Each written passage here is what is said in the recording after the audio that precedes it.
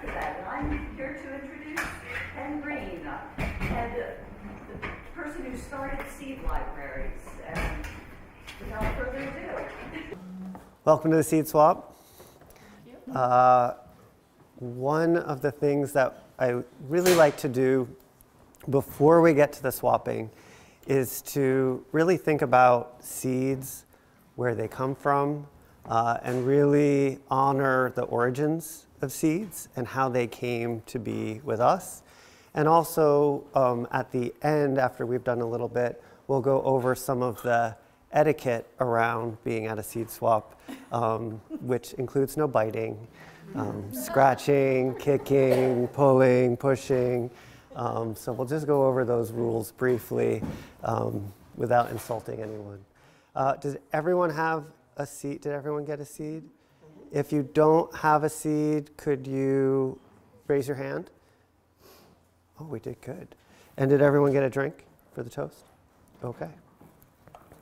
So I'd like you to take your seed, and we're going to have just a kind of a moment of quiet with our seed. I want you to close your eyes, and just, you could, roll it between your fingers, hold it in your hand, see if you can feel the shape of the seed, the texture, the weight, anything that you can sense about the seed without looking at it with your eyes. So we're going to take a minute to do that. How well can you get to know that seed just from touching it? If I took all the seeds away and put them in a bowl and mix them up, and then you were going to reach into that bowl and feel for your seed, would you be able to find it just from touch?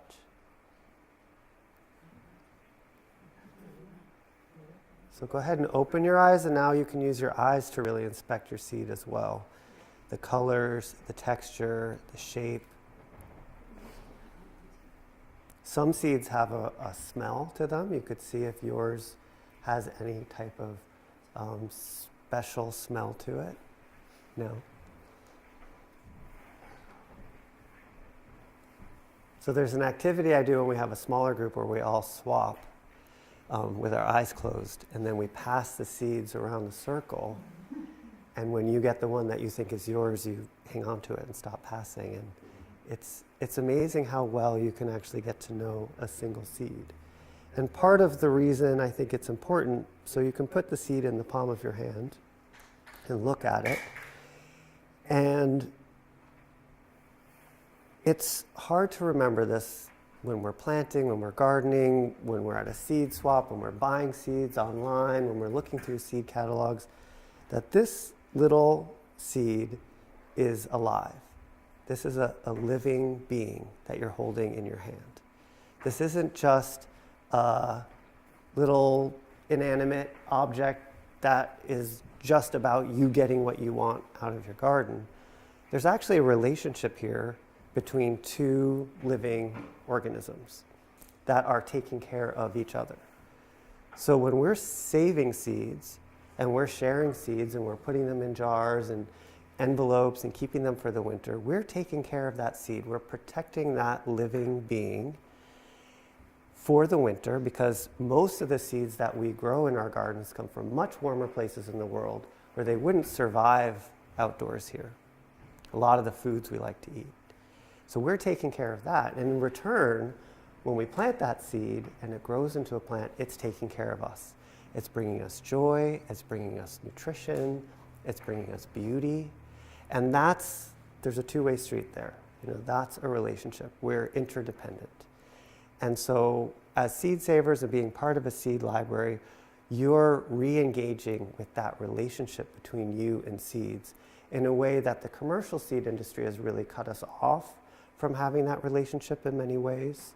Having a seed library is really about reawakening that relationship and valuing that relationship in interdependence and mutual care. So that's really what we're doing tonight. We're not just like getting our seeds. There's a lot more going on. So that's just a little reminder. So then I want you to take your seed, and if there's someone in the room that you don't know, turn to them. If you know everyone, which probably some of you know everyone, it's okay. Turn to someone, and I want you to give your seed to that person, and for that other person to give seed to you.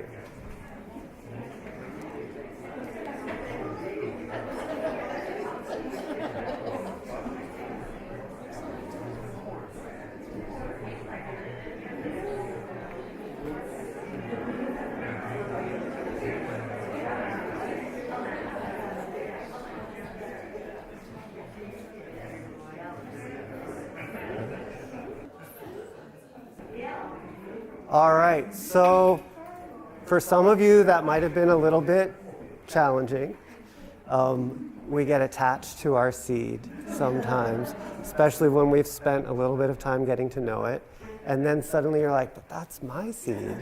You know, I don't want to give it to someone. I'm attached to this.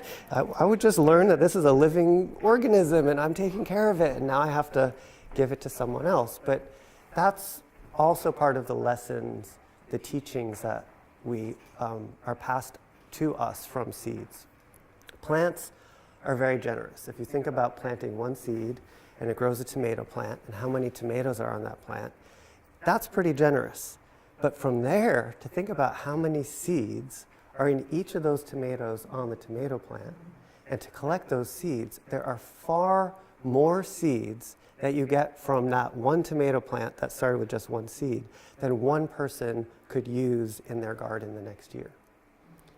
So the plant is being very generous, and so part of our responsibility with our relationship with seeds is to pass on that generosity. We call it, sow it forward, S-O-W, sow it forward.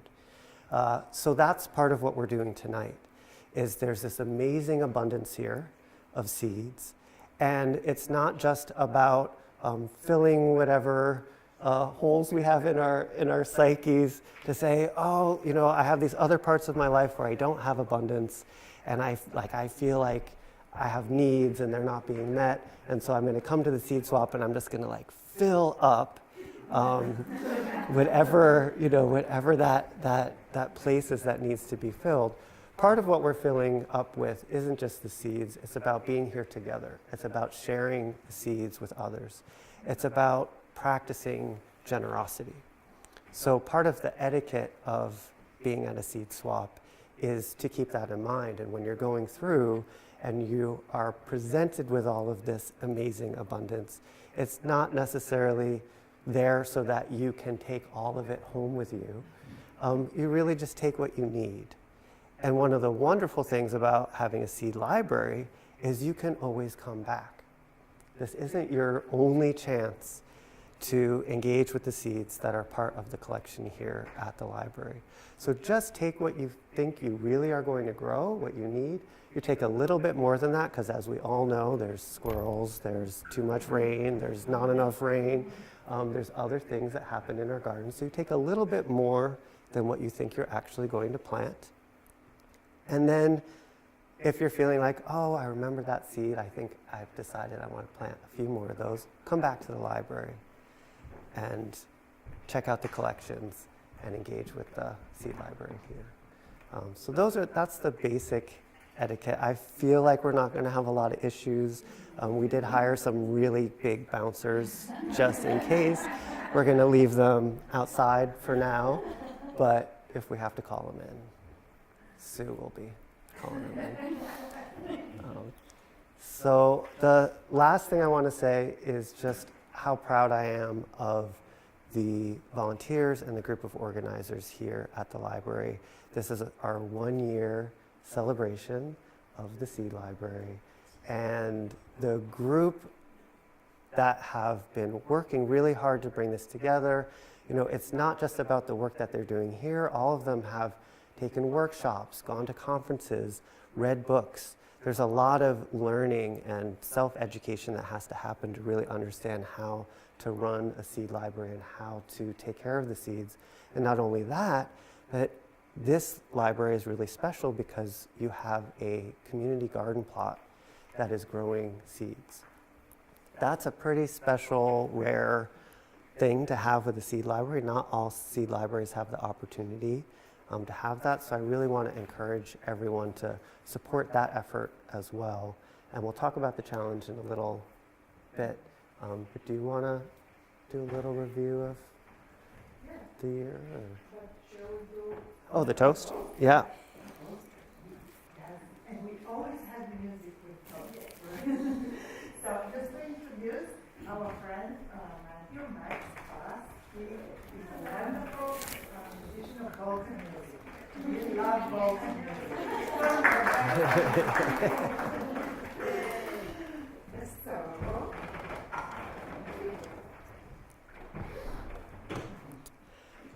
So this toast is to the people who came before us, who had this relationship with seeds, who took care of the seeds, who passed them on to the next generation of hands, who took care of those seeds and passed them on to the next generation of hands, who then took care of those seeds and passed them on all the way down to coming to us. So this is to all of the seed keepers before us, and they are the reason that we have this diversity and this abundance with us today.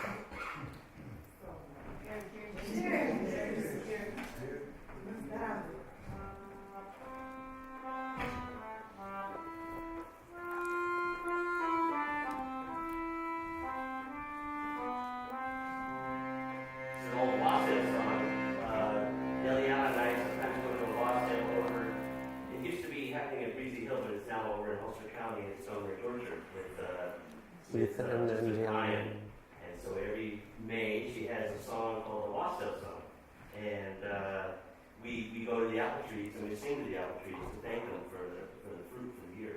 So this is the old song. I can teach it to you if you want to learn it. Okay. So it goes, oh apple tree, we wassail thee in hopes that thou wilt bear. Oh apple tree, we wassail thee in hopes that thou wilt bear. For the Lord, or the Spirit does know where we shall become apples another year. For the Spirit doth know where we shall become apples another year. And to be well and to bear well, so merry let us be. And to be well and to bear well, so merry let us be. Let everyone take off their cap and shout out to the old apple tree. Yeah. Hip hip, hooray! Hip hip, hooray! Hip hip, hooray! You want to sing it for real now? And oh, apple tree, we wassail thee in hopes that thou wilt bear. For the Spirit doth know where we shall become apples another year. And to be well and to bear well, so merry let us be. Let everyone take off their hats and shout out to the old apple tree. Now there's a little saying we say here. Oh, apple tree, we wassail thee, in hopes that thou wilt bear hatsfuls, capsules, and a little bushel under this stair. Hip hip, hooray! Hip hip, hooray! Hip hip, hooray!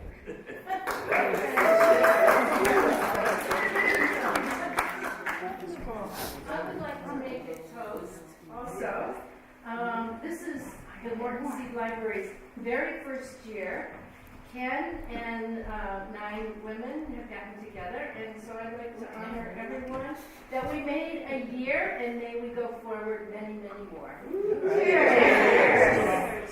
Thank you, Margie. Yeah. And let's use the chance. I would like, my name is Beliana, I'm a member of the team, and I just like to, for you to know the other members of the team, so that throughout the evening you can talk to them, ask them questions. This is Carrie, and then Margie, and Rowena, let's see, Sue, and Margot, and Sandy, behind her Jane, and have I missed anyone? Rowena. So, yes, we have one more member, Ayla.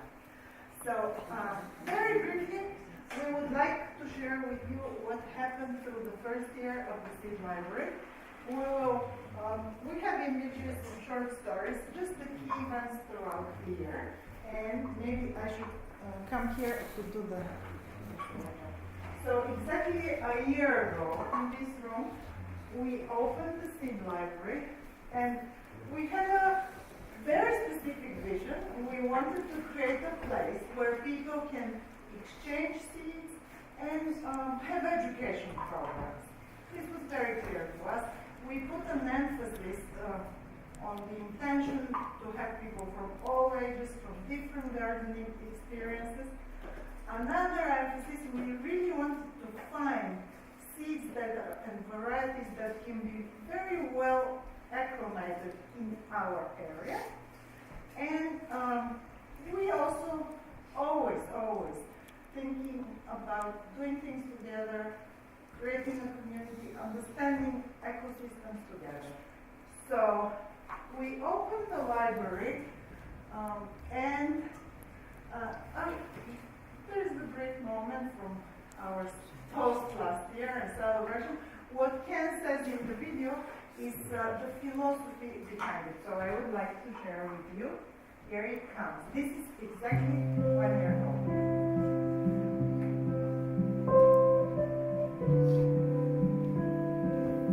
You know, all these different kinds of stories that come with seeds, because those types of seeds, those old types of seeds, have a legacy, they have history.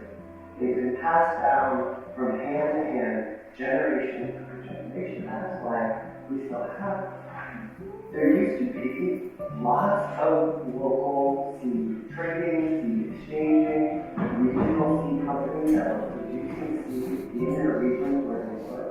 Whereas the situation we're in now is national and multinational seed companies who really don't have that kind of focus on the region or the needs of particular types of growers. And I started thinking, what has disappeared from here?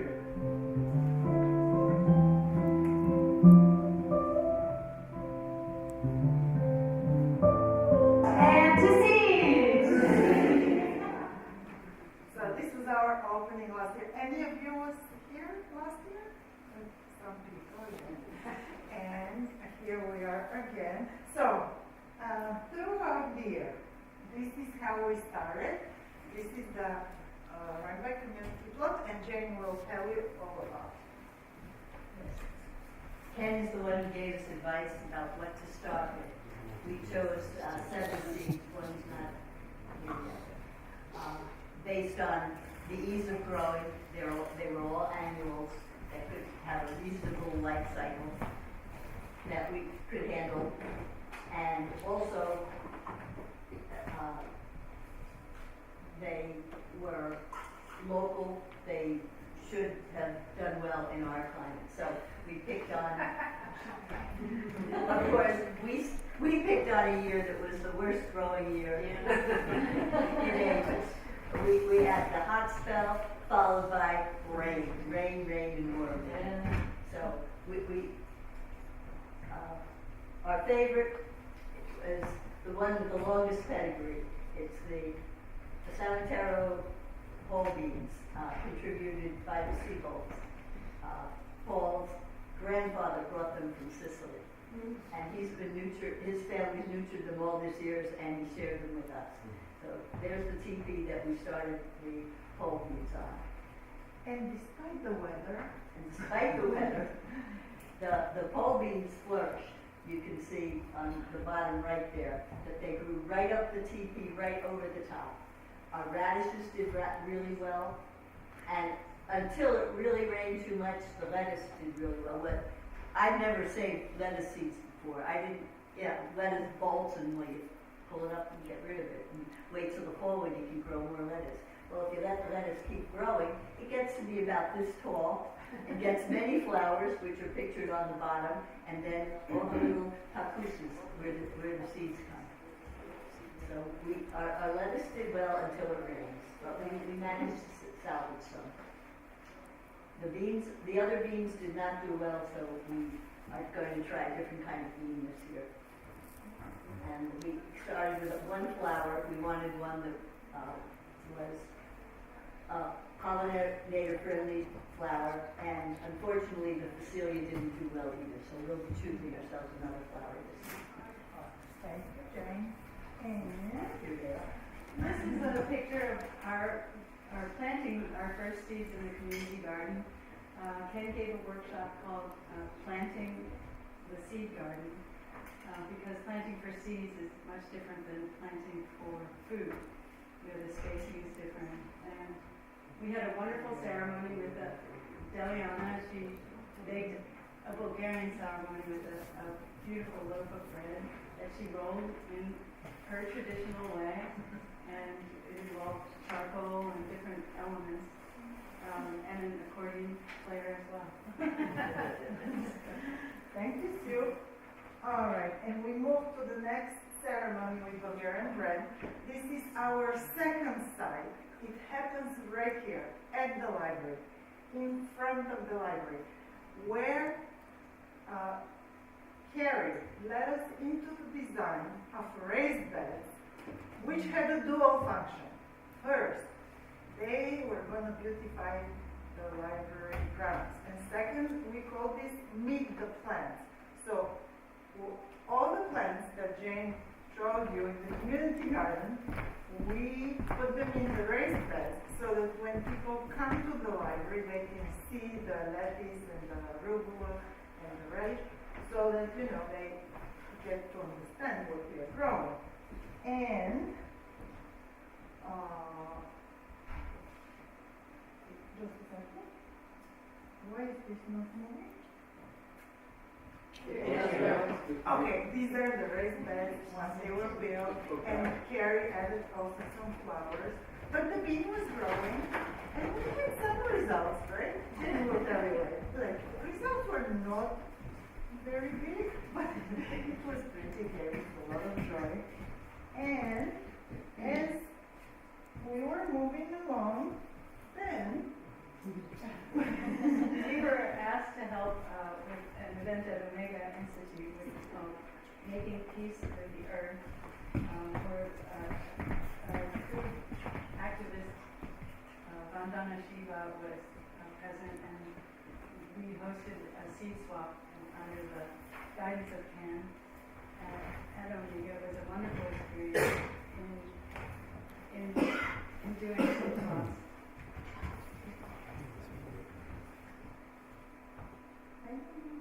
oh, there we go. This is when we're doing the We got seeds from everywhere from Boston to North Carolina and cotton seeds. We got a lot of variety during that. Yeah, that's right. And these nasturtiums were from the spring. And as our fame was growing, we got invited to the Dutchess County Fair. Wow, this is in August. They had a tent, an educational tent, outside of the commercial activities, where again we presented the library and what we are doing. There was some interest from people. It was really very nice. And this is our last training event for the year. Happened in October, November, right? With Ken. This is where we learn how to harvest seeds, how to clean them, how to store them, and this was really very educational. We also saw some amazing. Please show no. There's tools and techniques you can use, to separate seeds. This is a tool that Ken designed, and we were really fascinated with it, right? So, it's very interesting. Now, we shall be moving onwards, but before we move onwards, let's, We'll tell you what we Yes. did achieve and what we didn't achieve. we have a summary of the actual seed we have. From our seed library for our first year results, we have 4 to share. That we had, and 5 thanks to Ken contributing. Growing for seed is a lot harder than you thought.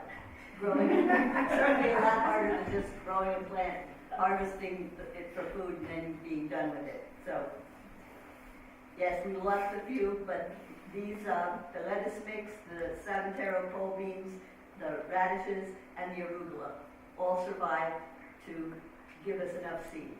We didn't get a lot of seeds. From the radishes, we only had an ounce of seed. However, an ounce of seed gives about 2,000 seeds, so we have to share it. And we persevered through harvesting the plants and cleaning the seeds. Cleaning the seeds and getting all the chaff off of them is quite an experience.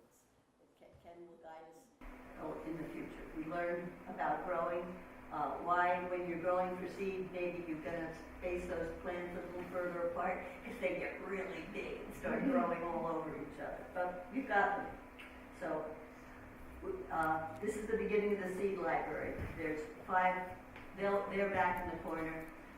The swap is just what it is, a swap. But for the library, we ask you to sign them out, grow them, enjoy them for food, but also, if you would like, Ken will talk about joining the challenge for making seed. Yes. So, Ken will come to present our challenge for the year. We want to invite more people to join us and grow seeds for the library. And we're going to do that in a second. But I just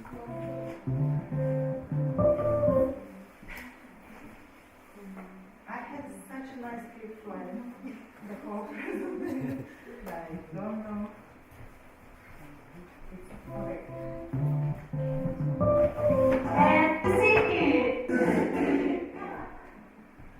Well, there was a bit of a technical problem, but just to tell you we are ending at a high note of optimism for the this year, and Ken will tell us about the new initiative and how we are inviting more people to join.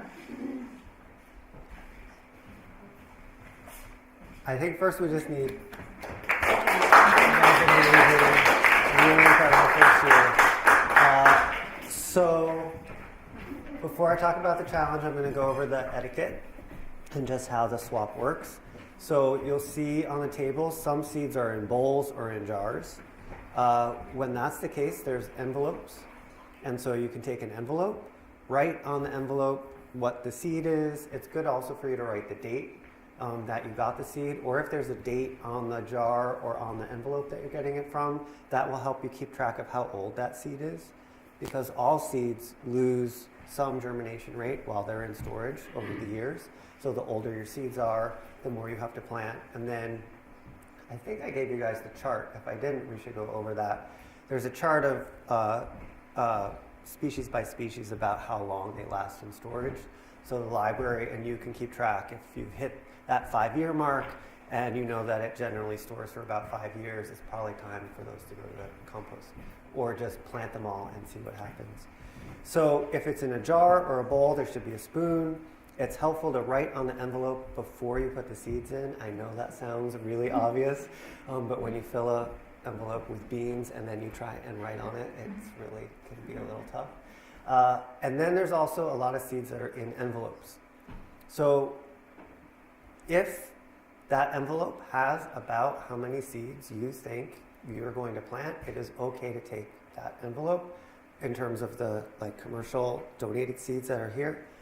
But if there's a lot more than you need, go ahead and open up that envelope, take an envelope, write down, just pour in what you need and put it back so that other people can get some seeds from that. For example, some of the lettuces have like 500 or 1,000 seeds in the envelope. If you don't need that many, you can leave some for other folks. We are going to spread out some of these a little bit. We'll probably put a line of them up here on the stage so that it's not too crowded.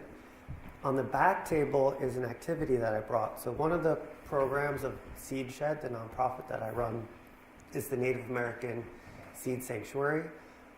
We work with indigenous communities. Right now, we're working with Iroquois Mohawk community and Akwesasne, where with the Indigenous Seed Keepers Network, we identify endangered sacred varieties that have to do with ceremony and culture for that tribe.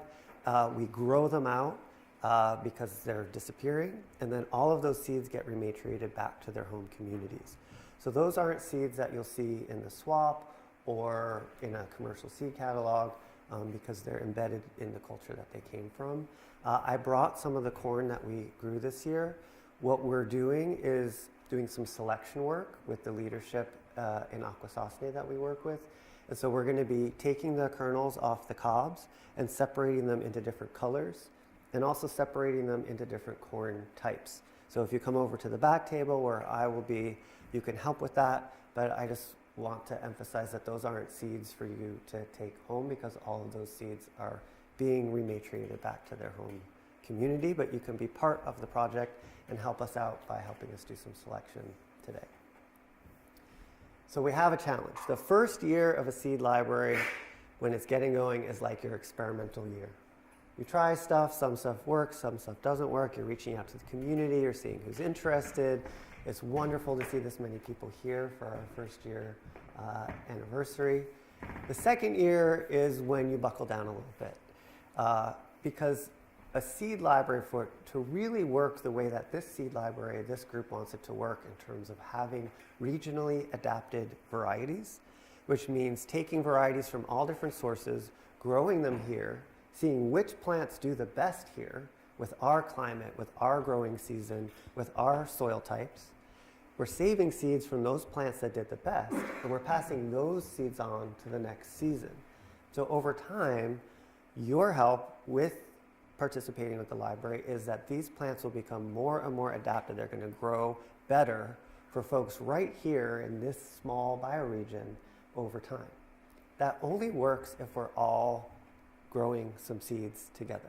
So we have this wonderful resource of the community garden plot, but you can't leave it all up to them. So the challenge this year is really for you all to think about what seed from the library could you grow in your garden this year and save seeds from. And also to think about what kind of education do you feel like you need to feel confident in doing that. And that's part of what the library will be providing, is the education that everyone here needs to really become proficient seed savers, to know that when they bring seeds back to the library, they're healthy seeds, they're viable seeds, we're not spreading diseases, and that people are going to be successful with those seeds. So, do you want to read the specifics of the challenge? Just or? know that I'll be in that corner for anybody who wants to sign up, and there are information sheets, and I can talk to you more about Great. saving seeds for us. So please help us with this challenge. We need people to sign up to really start participating. There's different ways to be engaged. If you don't have a garden, which I'm assuming pretty much everyone who comes to a seed swap probably has a garden, but in case you don't have a garden or you don't have a space where you can grow seeds, you can also get involved in helping with the community plot. And there's also probably volunteer things that could be done to help the library in terms of maintaining the seed library here. So there's a bunch of ways to get involved. Did I cover? Yes, that's perfect. Is there anything else? And we have one more announcement. Just quickly, I'm here on behalf of the pollinators in the neighborhood. So while you're planting your gardens and you're thinking about things you want to grow and seeds you want to get, you might also think about the hummingbirds and bees and the wasps and all sorts of things that are going to actually make those things grow. So this is awesome. In a few weeks, we're going to kick off a pollinator pathway program. This will be a community effort to have a swath of delicious stuff for all these creatures to eat on the way to as we migrate and Great. lay eggs and do that sort of thing. So, and also, February 22nd, Connor Stedman is going to come and speak to the library, about, I didn't want to go excited, how garden design can help repair the wet play. He's a great speaker, really fun, he knows everything about sustainable growing and Thank you, Ken. Yeah.